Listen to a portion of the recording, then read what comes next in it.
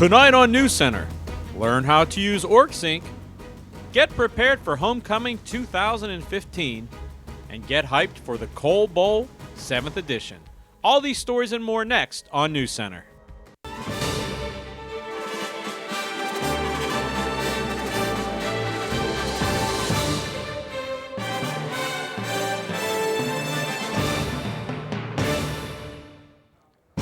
Good evening and welcome to Cutv Newscenter for the week of October 15th, 2015. I'm Zach Prosba. And I'm Jennifer Germano. With increased usage of OrgSync, there are still lots of people that may not be aware of how to use the service and its tools. We had reporter Anthony D'Agostino find out how to effectively use the website. OrgSync is the main way that SAI wants clubs and organizations to post events and track students' involvement at CalU. One person charged with training students and even advisors is Pam Delverne. Pam discussed with me how to exactly use OrgSync. So you can find OrgSync two different ways, sai.orgsync.com, or you could just go to orgsync.com, log in with your CalU email, username, and password. And the first page you're going to come to is the community homepage, and you'll find all of CalU organizations, a calendar of student events. You'll find your personal memberships, and you'll find your personal information. So you can find your messages here, notifications, events from portals that you're a member of, and some other tools, including your involvement link, which is where you manage your activities transcript. This front page is a whole lot like your Facebook newsfeed. So what you see here is going to be customized based on what clubs and organizations you're a member of. These banners show featured events that are upcoming, typically for the week that we're in. There are a list of featured organizations. These are some of our larger departments and organizations. You'll also see a list of upcoming events for the week and upcoming service opportunities. To see a full calendar of events, you simply click on calendar and you'll see a month view of everything's happening. So we've got a whole lot of things happening, so you're not going to see everything all at once. So my recommendation is click on this list button and it's going to show you an entire list of things that are going on. What movies playing in the Vulcan Theater, what meetings are upcoming for clubs you may want to join, some service opportunities that are available, and so on. As Pam mentioned, October 2015 has a lot of events. It is actually the most events posted to date at 453 events. So if you want to find something to do on campus, check out the calendar on OrgSync. If you need help using OrgSync, you can speak to someone who is Sync certified. Right now, there are 14 people who qualify. Or you could just stop by at the Mac Lab during the week. For CUTV News Center, I'm Anthony D'Agostino. Next week marks the start of the annual homecoming celebration. We spoke with Melissa Dunn, and she explained what to look for in this year's homecoming week. We kick off with our annual Bingo for Cash event on Monday at 9 o'clock in the food court. We actually give away $1,000 worth of cash in 10 games of bingo. Only students for that event though, so bring your Cal card so we know that you are a student. Tuesday we have the fun announcement of the 2015 homecoming court. We're going to be doing that actually in the food court during common hour. So last year's king and queen, Sarah Barger and Jaquan Cornish, will be here to announce this year's court, so that's exciting. On Wednesday we go out to Ross Straver Ice Garden, where we're going to do our annual homecoming hockey event. We have 2 games that day, the first game at 4:30, and then immediately following that game we have a public skate with Iceberg, and we hope to have some Pittsburgh Penguin appearances throughout the evening, and then the second team plays at 8:30 that night. So that's always a fun event. We have a shuttle running from campus for students starting at 4 o'clock that afternoon and running until the conclusion of the second game. So we hope that everyone comes and joins us for that one. On Thursday, the Underground Cafe will be doing a superhero-themed open mic night up in the Performance Center area outside of the food court, so that's a good event. Friday is the President's Showcase of Stars, $10 for community members, faculty, staff, but free for students. So 7:30 in Steele Auditorium. We have a very good show to put on for you with special guest President Jones will be singing again this year, so that's always a nice event on Friday evening. And then Saturday is our big day. This is a nice homecoming tradition that we do the parade and we do pre-parade activities. So we're gonna have a trackless train and a Velcro fly wall and inflatables and a petting zoo with all kind of fun animals. And a lot of fun things going on, pre-parade, balloon people, face painters, all of that stuff. And then the parade kicks off at noon from in front of Natali Student Center, and we'll go through the borough. We have a lot of good things in the parade. 10 floats, the Shriners are back, 9 high school bands, our own CalU band, and of course our homecoming court. This year's Grand Marshal is the 2014 NCAA champion women's basketball team. Last week, we teased on Newscenter the release of new Star Wars merchandise in the Cal Bookstore. This past Wednesday, the bookstore held a celebration for the merchandise. Included in the festivities were games, crafts, cookie designing, and even prize drawings. Make sure to pick up your Star Wars merchandise today. Dole has recalled their packaged spinach in 13 states due to a possible risk of salmonella in the vegetable. Pennsylvania is one of the 13 states at risk. So, if you have bought a bag of the veggie lately or are putting them on your next grocery list, be sure to think again until all health concerns are over with. Long been thought that images of famed Western gangster Billy the Kid were limited to just one real photo. After a man paid $2 for a photograph he thought was just a cool old photo, he has the possibility to fetch $5 million as the photo turned out to be Billy the Kid playing croquet. This photo has been deemed real by many investigators and will soon be placed on auction. For science fiction fans, October 21st, 2015 is a day that will be highly anticipated to see whether or not Doc Brown and Marty McFly return from the past in 1985. The day mentioned in Back to the Future 2 is arriving, and many fans have celebrated by throwing parties and viewing the film, which came out 30 years ago. Sadly, though, we don't have any hoverboards to celebrate with. To find out the latest news on campus and elsewhere, make sure you pick up a copy of the Cal Times when it is released every Friday around campus. To preview what is coming up in this week's edition, we sat down with Jose Negron, editor-in-chief of the Cal Times. Hey CalU, this is Jose Negron from the Cal Times. We got a lot in store for you in this week's edition, including a news piece on the Prevention Awareness Recovery Center. In opinion, we have a piece on NFL kickers and the new extra point rule. And in sports, we feature Kara Vanderham as our Athlete of the Week. Be sure to pick up a copy of the Cal Times around campus and check us out at caltimes.org. So Jen, I mentioned before, the day Marty McFly and Doc Brown coming up, Back to the Future. Hopefully the Cubs don't win the World Series, so that doesn't come true. But so many things in that movie we don't have. Hoverboards, Nike shoes. What's one thing that you wish we had that they had in that movie? Honestly, I'd really like a hoverboard. They look really fun, except for not being able to go over the water. I'd like a hoverboard that can go across water, too.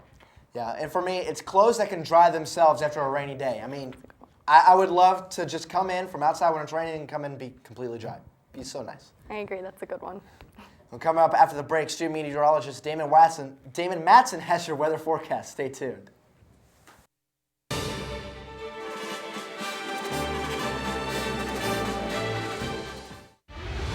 The time is now, the place is here.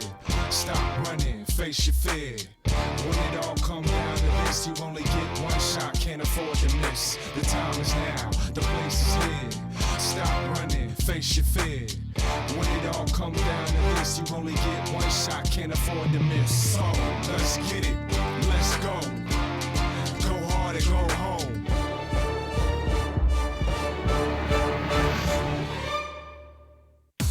Save preset 1 for CalU's best music. More music in the car. More music in the door. More music everywhere. This is 91.9 WCAL Power 92. The home of the Vulcan Nation. Playing CalU's best music. 91.9 WCAL. WCAL Power 92.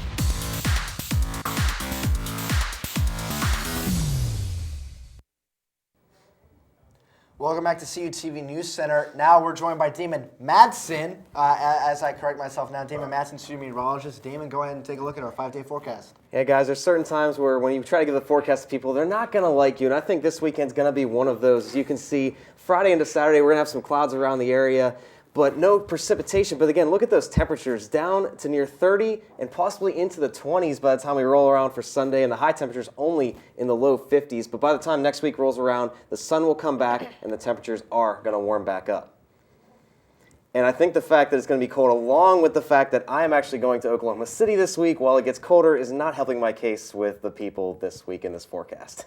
Yeah, you know Chris Carlin, Jung Ho Gong, yeah, you're right there right now, getting the pitchforks out and going to the warm weather and leaving us here in the cold. We're both from Georgia. We like the warmth. When the cold happens, it's not good for us. So not very pleasing to see that. And I was prepared for it to get to the 30s this weekend, not low 50s for the high, and definitely not 20s. So you're in trouble if you have anything to do with it. Well, I'll try to bring it back from Oklahoma City, some of that warm weather and that sun when I come back. Please do. Thanks, Damon. And when we come back, Ryan Kaufman takes over the entertainment report. Stay tuned.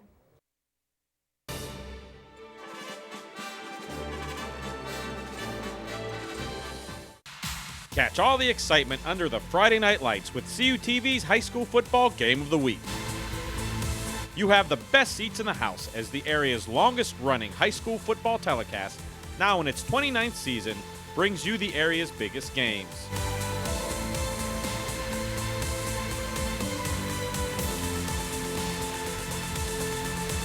Don't forget to watch the replay on CUTV, Sundays at 8 and Thursdays at 5:30.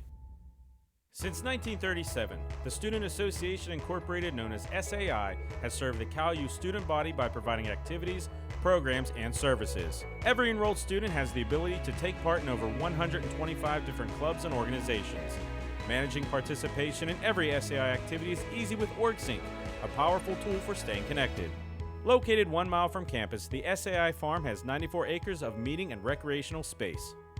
SAI, it's your student association.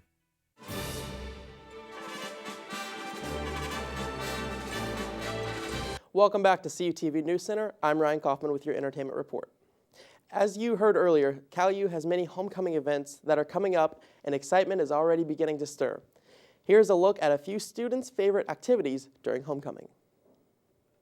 Every year, homecoming at Cal U includes a full week of activities that induce excitement and opportunities for students to bond together and enjoy activities for all. With so many events on the docket, I went across the Cal U campus to see which events students look forward to the most. My favorite part about homecoming week has to be the parade, because clubs and organizations on campus can get involved even if they're not making a float or walking in the parade itself. I think I'm most looking forward to seeing the floats and just seeing what other clubs have come up with and seeing their spirit.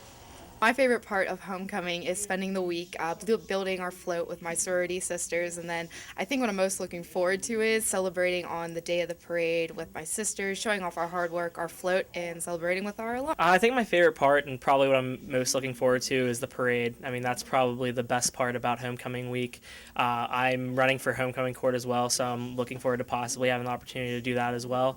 And the showcase for the stars, the activity that's happening on Friday, last year was really, really great, and I thought it went really well, so I'm looking forward to that happening as well. What do you look forward to the most for homecoming? If your choice was not highlighted, or if you would like to continue the conversation, find us on Twitter at CUTV_PA. Elections for Queen and King will be held online Sunday, October 18th from 9 a.m. through Tuesday, October 20th at 9 a.m. The King and Queen will be selected by popular vote, no judging involved. The court will consist of the 4 runner-ups in the election and will be listed randomly. The court will be announced Tuesday afternoon, and I'll have more on that soon. King and Queen will be announced on October 24th at halftime of the Vulcan football game. And to give you more information, the homecoming court announcements will be Tuesday, October 20th at 11:30 a.m. in the food court, also featuring special guest singer-songwriter Jake Robertson. And don't forget to get your free homecoming giveaways. Come join the Forensic Science Club and listen and appreciate a presentation by Special Agent Michael Nealon of the FBI. Everyone is welcome to join his talk on bank robberies next Wednesday, the 21st at 6:30 p.m. in Duda Hall, room 103.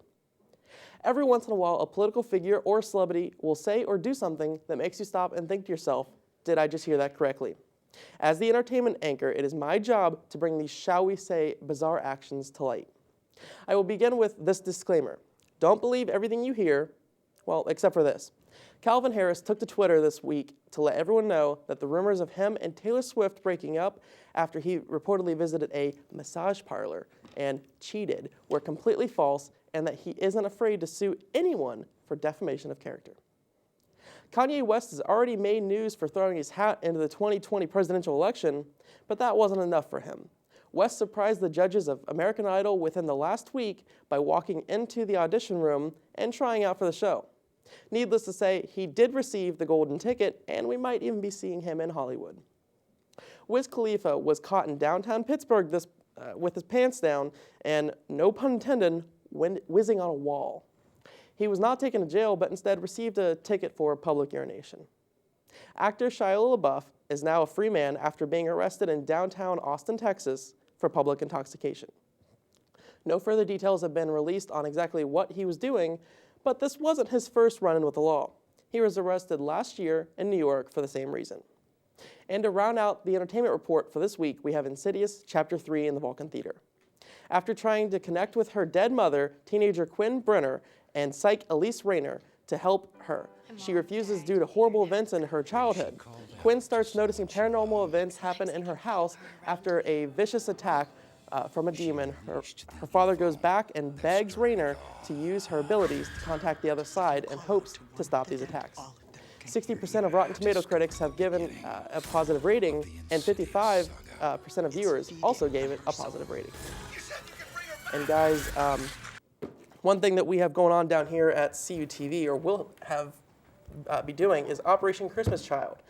If you've never heard of this before, it's basically you get these boxes and you fill them up with things that kids might need from around the world, like clothes, school supplies, and things like that. Mm-hmm. And then come November, they start to ship them out. Mm-hmm.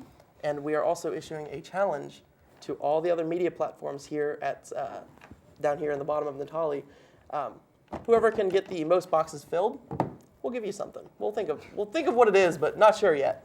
Yeah, and of course, it goes without saying, it's not about the spirit of competition, it's about the spirit of giving and making sure everybody around the world, especially children, can have a wonderful holiday season. And we've all done this before, and it's great to continue on this cause. This is one of my favorites, along with like angel trees that you can get like in Walmart and the malls and things like that around holidays. It's my favorite one. My family's done it for years, so I'm really excited to get to do it down here too. Oh yeah, Operation Christmas Child. Come get your boxes, people. Well, thank you, Ryan. And when we return, Matthew Hagee has your sports report. Stay tuned.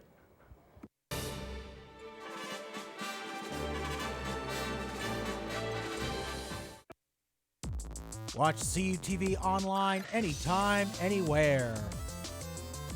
Check out your favorite original programs,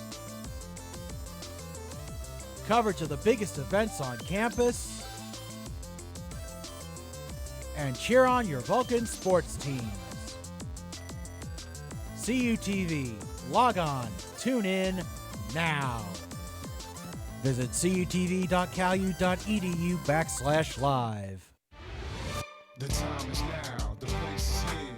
Stop running, face your fear. When it all come down to this, you only get one shot, can't afford to miss. The time is now, the place is here.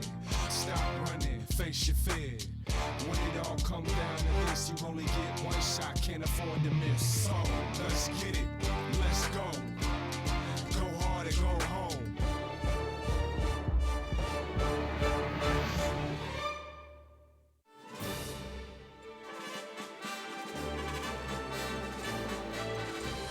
Welcome back to CUTV News Center. I'm Matt Hagee with your sports report. When the Cal football schedule is released every season, one date that is normally circled right away is the matchup against Slippery Rock. The stakes are always high, and there was no different this past Saturday when the Vulcans traveled to Slippery Rock. Now let's go to the highlights from Halleck-Thompson Stadium. It was Slippery Rock's homecoming, and they got off to a good start in this game. As you see Julian Durden go in there for Slippery Rock to give the Rock an early 7-0 lead in the first quarter. Now California comes right back. This is John Franklin making it 6 for 6 and scoring touchdowns in every game so far this season. He's got 9 so far on the season to make it 7-7 in the first quarter. The Slippery Rock comes back right here as Dante Nania hits Jameer Dutrael going right up the seam there, and he says goodbye and goodnight to the California defense. 77-yard touchdown to make it 14-7 Slippery Rock. Now, California, they had their chances in this game to compete with Slippery Rock. As you see, James Harris hits it to Kawan Scott, would have been first and goal, but problem is Kawan Scott couldn't hold on to the ball. So here is Alphon Cook returning the ball back, and he sets up Slippery Rock in pretty good field position here to take advantage. But here's quarterback Dante Nani again. The former Youngstown State Penguin gets picked off here by Aaron Terry, and California gets some momentum right back one play after the fumble. They couldn't cash in. They failed on fourth down. And here is Nani again. We see a lot of him in this game. Very slick moves. 2 yards out for the touchdown. It makes it 21-7 Slippery Rock. And Slippery Rock's offense would just continue to pour it on from there. This is Nani, this time stepping up in the pocket, throwing a nice pass there to Cornelius Ray. Slippery Rock now up 28-7. And it was all Slippery Rock. They added another touchdown to make it 35-7. California had a chance here, but he couldn't cash in. Again, James Harris, another pick. The Deontay Flemings stops the California drive. And right before the half here, James Harris, again, this time it's Titus Howard on the interception. California had their opportunities, like I said, but at halftime it was 35-7 Slippery Rock. And in the second half, it just continued from there. Here, California gets a break. It's another interception by Harris, his third of the game. Titus Howard with his second, but gets stripped out by Gary Brown, and California recovers, but they fail to convert and on fourth down again. Slippery Rock gets the ball back, and their offense just continues to work. Here is Nani again, his second rushing touchdown of the game to make it 42-7 Slippery Rock, and it was just complete domination out of the Rock in this game. This is Shamar Green, their featured back. That was just his first and only touchdown of the game, coming in late in the second half to make it 49-7. And Slippery Rock, you see here, finally California gets something good to happen for them in this game. Errol Brewster blocks the punt, and Jordan Bowman picks it up and returns it for the touchdown for California to make it 49-14. Now, after another block punt, California, this is a great story right here. The freshman sensation, Jimmy Wheeler, gets his first career rushing touchdown in his collegiate career to make it 49-21. Slippery Rock would add another touchdown, and the Vulcans take a tough loss to the Rock by a score of 56-21. Despite the loss, Cal had two different receivers over 100 yards, plus saw Jimmy Wheeler score his first collegiate touchdown, as I said. Cal looks to erase the memories of the Rock game as they travel this Saturday to Indiana to face off under the lights against the IUP Crimson Hawks in the 7th Annual Coal Bowl. WCAL will have live coverage of the game starting at 6 o'clock, and as always, CUTV will have the rebroadcast of the game next Monday at 6 and Tuesday at 4. Once a year, California squares off against the IUP Crimson Hawks in football. It has been a long-standing rivalry dating back to the 1920s, and 6 years ago, the series was dubbed the Coal Bowl. The name added more prestige to one of the best rivalries in Division II sports. Here's some history on the rivalry. Wherever you are, whatever you do, this is your game. These are your teams. Their dreams are your dreams. It's that big.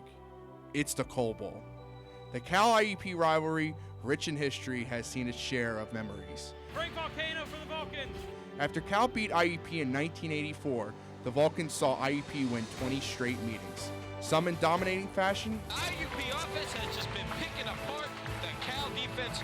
And some by the closest of margins. Takes a look, he's going down the sideline. He's got Hoskins being pummeled down the sideline, makes the catch, incomplete, and there is no flag. Then finally, 2005 brought the end to the streak.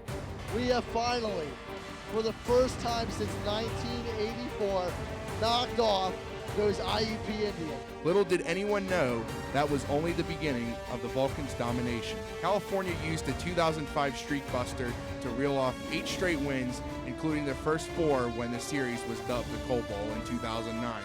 Terrence Moore's there. Complete Terrence Moore. Daylight in front of him. 10-5. Touchdown, California. Cal won in the snow. Pollock drops back. He's got all kinds of time. He airs this one out to the end zone. And it'll be bouncing. It'll be caught by California. Wow. Touchdown. Josh Gumbert pulls it in off the tip. And also in the most unbelievable fashion. Who could forget 2012? All was lost in the second half as Cal was manhandled by RB Tuck in the second half for IUP to stake a 24-17 lead. Then one missed field goal set forth a cataclysmic event that ended up sending Cal to keep the Coal Pail trophy. News kick is up. It's good! The Vulcans take the lead 26-24 with 3.5 seconds to go. Then next season, IUP was done seeing Cal beat them. Done hearing Cal is the more premier program. The Crimson Hawks turned a beautiful day in Indiana to a nightmare for the Vulcans by picking off Cody Schroeder 4 times, 3 by Terrell Holloway. IUP finally won a Coal Bowl, but the Coalpail Trophy would not stay long in Crimson Hawk possession after last year's game, where the roles reversed with IUP turning the ball over 5 times, including a game-ending interception. He's looking for the pass, fires into the end zone, that is picked off in the end zone. This season so far sees Cal and IUP up near the top of the standings. IUP is perfect in conference play with a new quarterback, and Cal needs to recover after being decimated by the Rock a week ago. But one thing is certain, everyone will be watching. The biggest rivalries, I would say, in Division II. Everyone cares. What is our identity? Everybody's together. It's Cal U, it's IUP. Everybody's there. California fans showed up. So who wins in this one? Everybody. Coal Bowl 7, IUP, California. I know, I have chills too. Now it's time for the Hagee 6. Here are 3 games from both college football and the NFL that I feel will be the top games to watch this week. We start with college, and for the second week, the Big Ten. State bragging rights and more are up for grabs as the Michigan State Spartans travel to face off against their most hated rival, the Michigan Wolverines. Then a titanic matchup in the SEC that pits 2 unbeatens against each other in the Florida Gators and the LSU Tigers. The Gators took a big hit losing quarterback Will Grier for the season and also have to tame Heisman frontrunner Leonard Fournette. The Saturday night matchup this week takes us to Columbus, where Penn State looks for an upset over the top-ranked Buckeyes. In the NFL, we will start with a big 1 o'clock matchup as Bruce Arians returns to Pittsburgh with his Arizona Cardinals to take on the Steelers, his former team where he was offensive coordinator. At 4, the unbeaten Panthers travel to Seattle to take on a struggling Seahawks team. And finally, another quality Monday night game as we see the Giants head down the New Jersey Turnpike to take on the Eagles in Philly. And guys, it's the week of the Coal Bowl. Great game. What is your favorite memory of the IUP Cal rivalry Coal Bowl? Mine, I think, is definitely my freshman year in 2012. It set the tone for me how the Coal Bowl should be and how the rivalry between us and IUP is. Especially at the very end, the most impressive thing to me was Cody Newzo's kick to win it at the very end after the onside kick. That was my favorite part. It set the tone for me for how it should go. Yeah, and for me, I'm actually going to go last year when Chaz Veal intercepted Haslett in the end zone. We like to call him the real deal, Chaz Veal, and he proved that play, and California was able to take home the Coalpail Trophy again. We'd like to see, who's going to come out in this matchup. IUP is a lot better than a lot of people thought they would be this year, and they seem like a very tough opponent this week. They're a young team, and my favorite, my freshman year, the snow game. Who doesn't like snow? I was in the band for that game. That was wonderful, and Cal came away with the victory. Yeah, well, we're going to get close to it. It's supposed to be cold. We're calling it Cold Bowl 2, so we'll see. Thanks, Matt. And that'll do it for this week's edition of Newscenter. Be sure to check out our YouTube channel at CUTV Newscenter. Thanks for watching, and have a great weekend.